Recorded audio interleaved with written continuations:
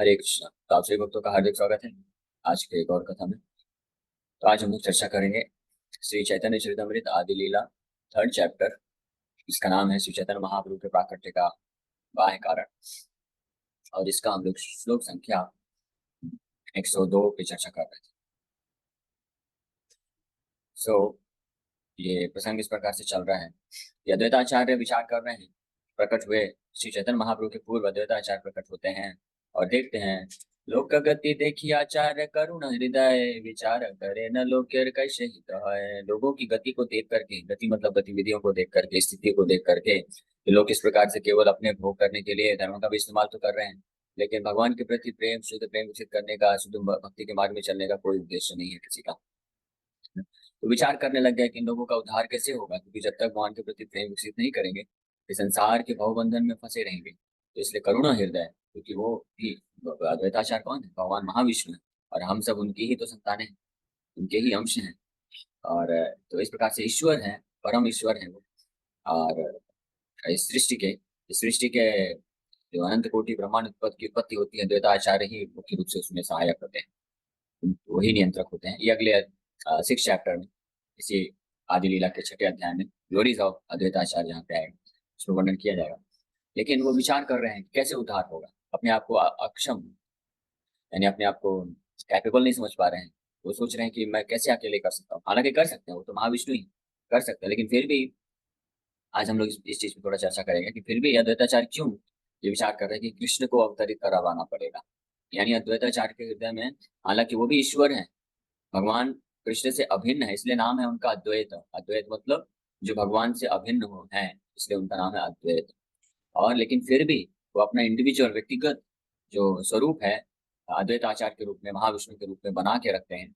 और उस रूप में रह करके, हालांकि विष्णु तत्व है, नारायण है, समस्त जीवात्माओं के द्वारा पूजनीय है, के द्वारा पूजा अर्पण करना करना चाहिए उनको, तो क्योंकि ईश्वर है, माया के भी पति हैं, लेकिन फिर भी अपने आप को हमेशा कृष्ण का दास के रूप में स्वीकार करते हैं, और उस आइडेंटिटी को, उस व्यक्तिगत स्वरूप को हमेशा बना के रखते हैं। कभी जाके मर्ज नहीं हो जाते हैं, मायावादी जैसे नहीं कि जाके भगवान में विलीन हो। इसलिए विचार, तो ये विचार कर रहे हैं कि आपन ही श्री कृष्ण यदि करे न अवतार, आपन आचरी भक्ति करे न प्रचार।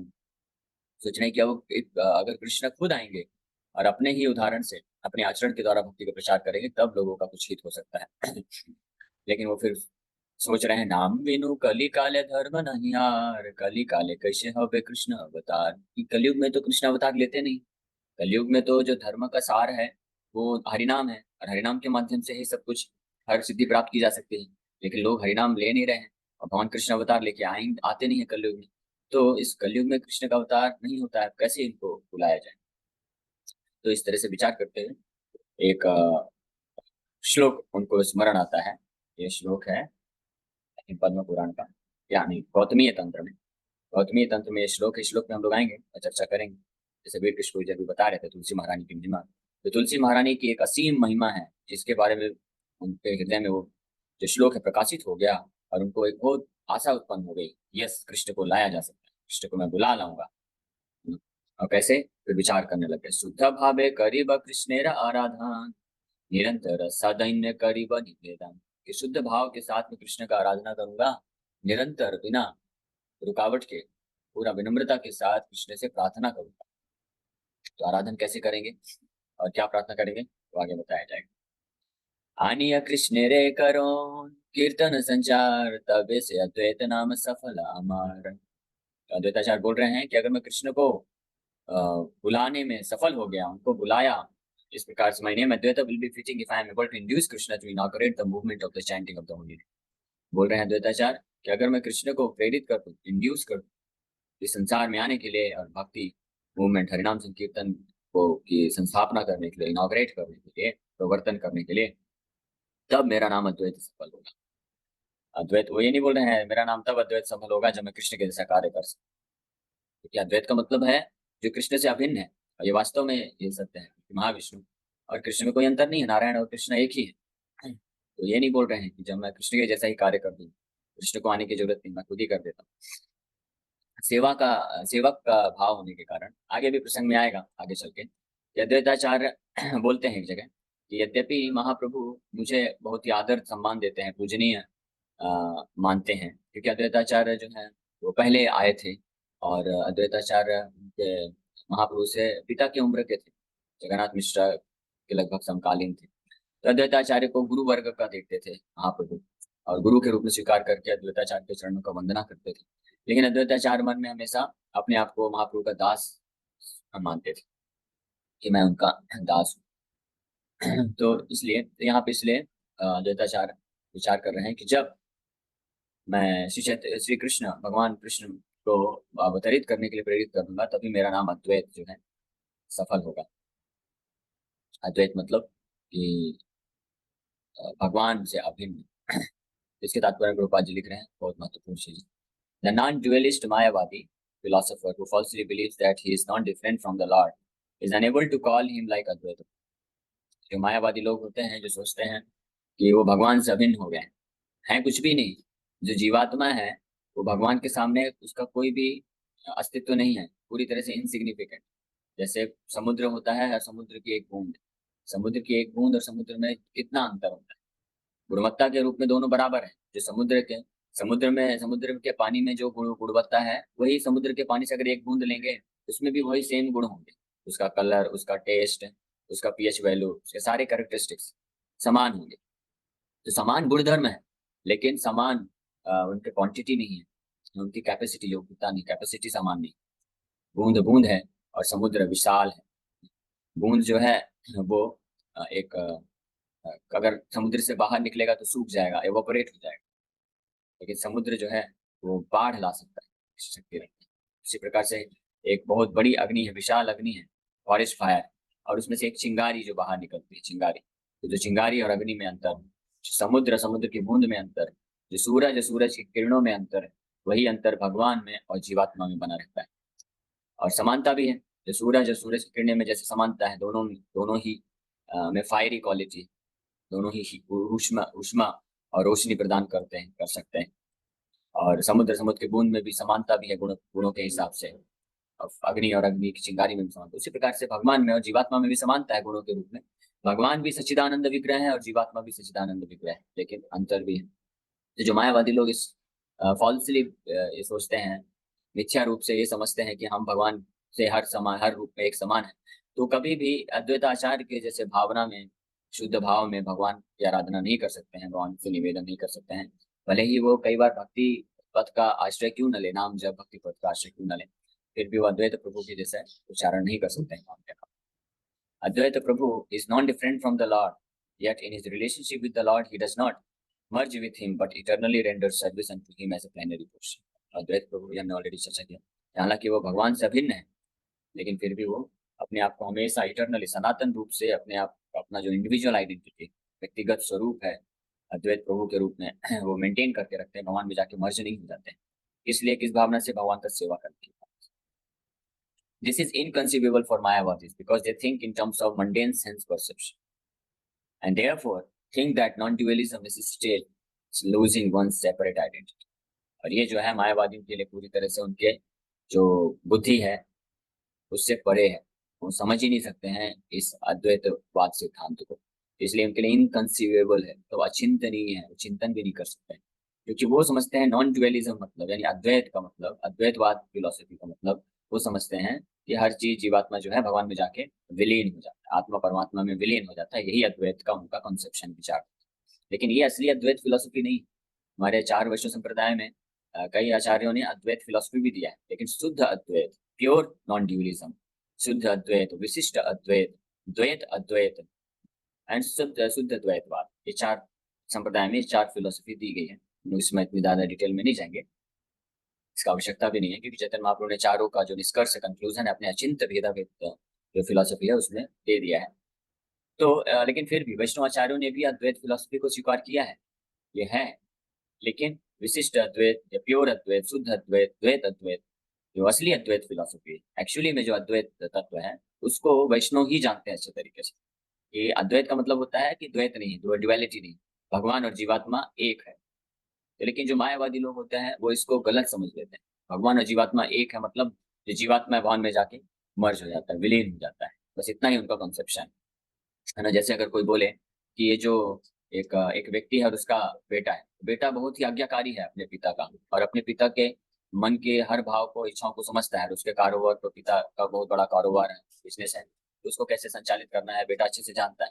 तो ऐसी स्थिति होने पर कई बार ये बोला जा सकता है कि son is as good as father, like son like father. बेटा है वो पिता के जैसा ही, एक समान है, दोनों एक जैसे, अद्वैत है, नॉन डिफरेंट है दोनों। पिताजी भी जब, उनका बहुत बड़ा कारोबार है, असली मालिक तो वो है। जब उनके पास कोई मैनेजर आएगा कि इस पे क्या डिसीजन लेना है, तो पिताजी बोलते हैं कई बार कि आप मेरे जो बेटा है उससे जाके डिस्कस कर लो, अगर वो जैसा डिसीजन देता है वही मेरा डिसीजन है, मेरे और उसमें कोई अंतर नहीं, ऐसा बोलेगा। तो इसका मतलब ये नहीं हो कि बेटा और पिता जो है हर मामले में एक समान हो गया, और जो बेटा है वो पिता में जाके मर्ज हो जाएगा, विलीन हो जाएगा, बेटा भी बाप बन गया, ये मतलब नहीं। कहने अर्थ क्या है अद्वैत, मतलब दोनों में एक समानता भी है, दोनों एक ही है।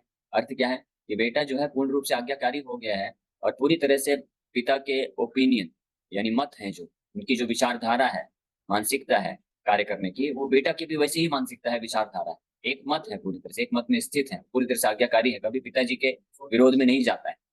तो इसलिए वो अद्वैत है, एक जैसे। हाँ, लेकिन अंतर भी दोनों में बना रहता है। बाप बाप होता है और बेटा बेटा होता है। बेटा कभी बाप नहीं बन सकता है, ना ही बेटा वापस से जाके मर्ज हो पाया होता है। हाँ, दोनों का सेपरेट अपना इंडिविजुअल आइडेंटिटी व्यक्तिगत रूप में बना रहता है। उसी प्रकार से भगवान और भगवान के जो शुद्ध भक्त होते हैं, जो जीवात्माएं हैं, जो अपनी शुद्ध स्थिति में, जो जीवात्माएं जो स्पिरिचुअल प्लेटफॉर्म में होती है, आध्यात्मिक स्तर पर होती है, शुद्ध होते हैं, उस समय भगवान के साथ वो अद्वैत होता है। अद्वैत, अद्वैत मतलब तो भगवान और उनमें अंतर नहीं होता है। मतलब जो जीवात्माएं होती है पूर्ण रूप से भगवान को समर्पित होती है, भगवान की इच्छा अनुरूप ही कार्य करती है। भगवान का जो मत होता है वही जीवात्माओं का मत होता है। भगवान की जो इच्छा होती है वही जीवात्माएं भी, वही वो वैसे शुद्ध भक्त भी वही कार्य करते हैं, पालन करते हैं। तो इसलिए शास्त्रों में ये अद्वैत फिलोसफी बताया गया है। एक ये चीज है, और दूसरा हमने चर्चा किया कि दोनों के गुणों में समानता है, इसलिए भी अद्वैत, लेकिन अंतर भी हमेशा बना रहता है। और दूसरा अद्वैत, केवल अद्वैत, दूसरा अद्वैत इसलिए भी है क्योंकि भगवान खुद भी गीता में और भागवत में विशेष रूप से कई जगह बोलते हैं कि मेरा भक्त जो है मेरे समान है। आत्मा, और चैतन्य चरितमृत में भी लिखते हैं, दीक्षा काले शिष्य करे आत्मसमर्पण से ही काले कृष्ण करे आत्मसाम। कि दीक्षा के समय में जिस जो शिष्य होता है, जब पूर्ण आत्मसमर्पण करता है गुरु और भगवान के चरण कमलों में, उसी समय जो है तत्पश्चात भगवान उसको आत्मसम, अपने जैसा समझ लेते हैं, अपना जैसा बना लेते हैं। तो यहाँ पे भी एकात्म की बात की जा रही है, लेकिन यहाँ पे अर्थ क्या है? यहाँ पे अर्थ ये है कि वो जो भक्त है पूर्ण रूप से समर्पित है, इतना शुद्ध भक्त है, भगवान के प्रति इतना प्रेम है कि भगवान को भी उससे अत्यंत प्रेम होने के कारण भगवान उसको अपने जैसा ही मानते हैं, या अपने अत्यंत प्रिय होने के कारण। इसीलिए कई जगह पे पुराणों में और अन्य शास्त्रों में ऐसा भी वर्णन है, भगवान कृष्ण भगवान नारायण बोलते हैं कि शिव जी मेरे समान है, आत्मसम है। पुराणों में मेंशन है कि जो भगवान शिव को और भगवान विष्णु में भेद देखता है वो पाखंडी है। तो वहां पे हमको ये समझना चाहिए, ये तत्व को समझना चाहिए, अद्वैत तत्व को। वहां पे भी अद्वैत की बात की जा रही है, तो वहां पे अद्वैत का मतलब ये नहीं है कि वो जाके मर्ज हो जाते हैं या दोनों परम भगवान हो गए। ये बात नहीं। भगवान शिव भी भगवान नारायण के अत्यंत प्रिय भक्त हैं, वैष्णवा नाम यथासम। और इतने अत्यंत प्रिय होने के कारण, अत्यंत हृदय के करीब होने के कारण भगवान उनको अपने समान ही मानते हैं, अपने समान ही दर्जा देते हैं। इसलिए ये वहां पे इस तरह से ऐसा वर्णन किया। तो इसलिए शास्त्रों को इस हम जब प्रमाणिक स्रोतों से समझेंगे तब जान पाएंगे। तो यहाँ पे विशेष रूप से तो ये तो हो गया जीव तत्व, और कुछ हमने शिव तत्व के बारे में बात किया। यहाँ तक कि विष्णु तत्व के बीच में भी जो रिलेशनशिप है, उसमें भी अद्वैत है, वो पूरी तरह से वो अभिन्न है, लेकिन फिर भी इंडिविजुअलिटी बनी हुई रहती है, व्यक्तिगत रहते हैं। अद्वैताचार हमेशा अपने आप को, और जितने भी भगवान विष्णु के एक्सपेंशन, नारायण के एक्सपेंशन विस्तार हैं, जितने भी अवतार हैं, सब के सब अवतार अपने आप को भगवान कृष्ण के दास के रूप में अपने आप को समझते हैं। ये उनका निंदा करना नहीं हुआ, ये वो पोजीशन है, वो स्वीकार ही करते हैं ये पोजीशन। हालांकि वो विष्णु तत्व है, और कृष्ण के समान ही पूर्ण शक्ति है उनके पास। जैसे भगवान बलराम, तो बलराम तो कृष्ण से हर मामले में एक ही है, समान रखते हैं। नारायण, नारायण फिर भी नारायण के पास 64 गुण है, 60 गुण है, कृष्ण के पास 64 है। तो कुछ गुणों में भी ऊपर कमी होती है नारायण में, कृष्ण से। कृष्ण के जैसे हर गुणों को नहीं रखते हैं वो नारायण, जैसे माधुर्य लीला नहीं है, और बांसुरी नहीं बजाते नारायण, रूप माधुरी, लीला माधुरी, और वेणु माधुरी, ये नहीं है, ये केवल कृष्ण में। लेकिन बलराम जो है वो कृष्ण के साथ हर हर मामले में एक समान है। बलराम के पास भी 64 क्वालिटीज है, और कृष्ण में भी 64 क्वालिटी। तो कृष्ण बलराम में एग्जैक्टली कुछ अंतर ही नहीं। Krishna is Krishna is black Balram and Balram is white Krishna. Prabhupada ji एक लेक्चर में ऐसा बात समझाने के लिए बताते हैं कि Krishna Balram are non different, वो पूरी तरह से अभिन्न है। Krishna is black Balram and Balram is white Krishna, बस कलर का भेद। कृष्ण श्याम वर्ण के हैं और बलदेव जो है वो गौर वर्ण के हैं, लेकिन दोनों में कोई अंतर नहीं। लेकिन फिर भी इसके बावजूद भी बलराम हमेशा अपने आप को कृष्ण का सेवक समझते हैं। इसलिए कृष्ण जब जब किसी भी रूप में कुछ भी लीला करते हैं, भगवान बलराम अपना विस्तार करके उनका सेवक बनते हैं। जब नारायण या विष्णु बनते हैं कृष्ण, तो वो अनंत शेष के रूप में आते हैं, उनका सैया बनते हैं। भगवान बलराम कृष्ण के जो पोशाक है, परिधान है, वो भी बनते हैं, ज्वेलरी बनते हैं। पूरा आध्यात्मिक जगत भगवान बलराम जी बनते हैं और इस प्रकार से उनकी लीला में सहायक करते हैं। राम के रूप में आते हैं तो लक्ष्मण बन जाते हैं। यहाँ पे श्री चैतन्य महाप्रभु के रूप में कृष्ण आए तो बलराम जी नित्यानंद प्रभु के रूप में। लेकिन हर कार्य वो हर जो कार्य है श्री चैतन्य महाप्रभु की इच्छा अनुरूप ही करते हैं, अपना स्वतंत्र रूप में नहीं देखते अपने आप को। हालांकि दोनों एक ही, दोनों ही ईश्वर है, दो नहीं है, अभिन्न है, दोनों एक ही है, लेकिन फिर भी अपना सेपरेट इंडिविजुअल आइडेंटिटी बना के अपने आप को दास के भाव में रखते हैं। यही कारण है कि भगवान कृष्ण विस्तार करते हैं बलदेव के रूप में, और फिर उसके बाद जितने भी नारायण, वासुदेव, संकर्षण, प्रद्युम्न, अनिरुद्ध है और 3 विष्णु, और फिर इस भौतिक संसार में जितने भी अवतार है, रामादि मूर्ति शुक्ला नियमेन तिष्ठन् नाना अवतार अकरोत् भुवनानुतिन्तु विष्णु महान परम।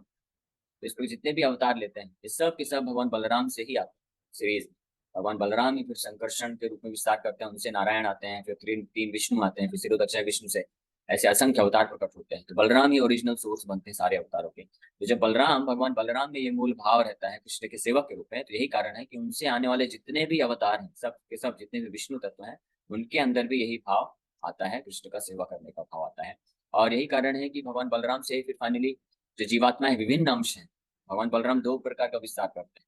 एक स्वांश यानी विष्णु तत्व के रूप में नारायण, नरसिंह, राम और वराह, अलग अलग विष्णु तत्व अवतार, और विभिन्न अंश जीवात्माओं के रूप में, हम जीवात्माओं के रूप में विभिन्न अंश के रूप में विस्तार करते हैं।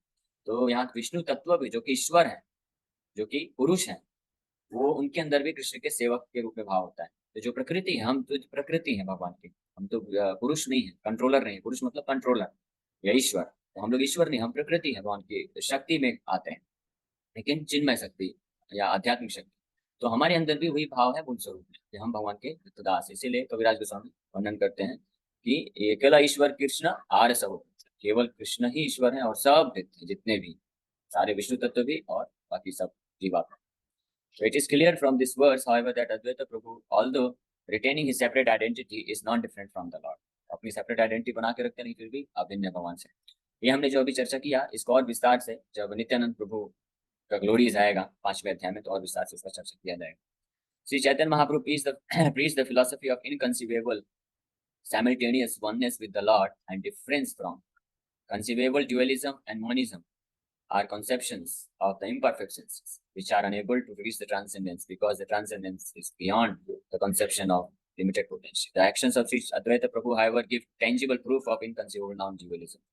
One who therefore surrenders into Sri Advaita Prabhu can easily follow the philosophy of inconceivable simultaneous dualism and monism. तो श्री अद्वैत प्रभु के आचरण से, उनके कृपा से हम सीख सकते हैं कि अचिंत्य भेदाभेद तत्व क्या है। उनका जो आश्रय लेता है तो वो इस तत्व को, चैतन्य महाप्रभु की इस फिलॉसफी को बड़े आसानी से समझ सकता है।